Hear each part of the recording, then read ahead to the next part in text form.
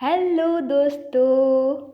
आज मैं आप लोगों के लिए अकबर और बीरबल की कहानी लेके आई हूँ। कहानी का नाम है मूर्खों की खोज।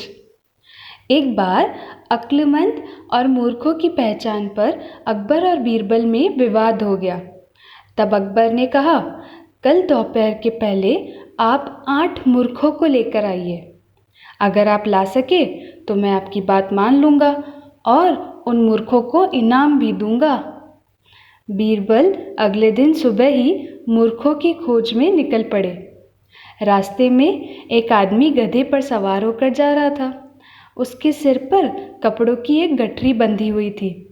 बीरबल ने उससे पूछा, तुमने इस गठरी का बोझ क्यों उठा रखा है? गधे पर ही रख दो। आदमी ने जवाब दिया, साहब, मेरा गधा ना बूढ़ा हो गया है।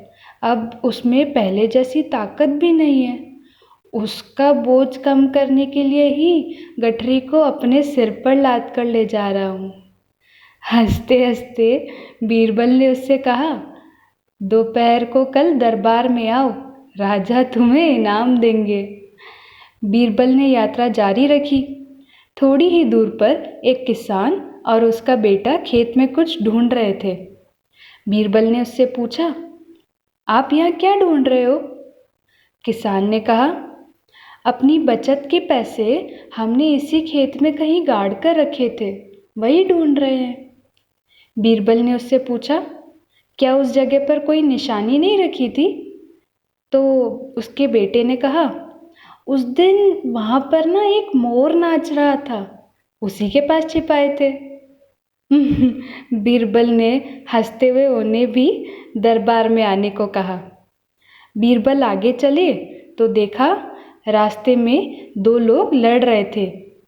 बीरबल के पूछने पर उनमें से एक ने कहा, यह अपने बाग से मेरे बैल को मरवाना चाहता है। दूसरे ने कहा, जरूर मार डालूंगा। बीरबल ने उधर उधर देखते हुए पूछा, कहाँ है तुम्हारे बाग और बैल? पहले आदमी ने कहा, हम भगवान से एक एक वरदान मांगने वाले हैं। जब मैंने कहा कि मैं एक बैल मांगूंगा तो ये कहने लगा कि मैं एक बाग मांगूंगा। अगर उसे बाग मिल गया तो क्या वो मेरे बैल को मार नहीं डालेगा? बीरबल ने उन दोनों को भी दरबार में बुलाया। इस तरह बीरबल ने 6 लोगों से मुलाकात की। वे सब दोपहर तक दरबार में पहुंच गए।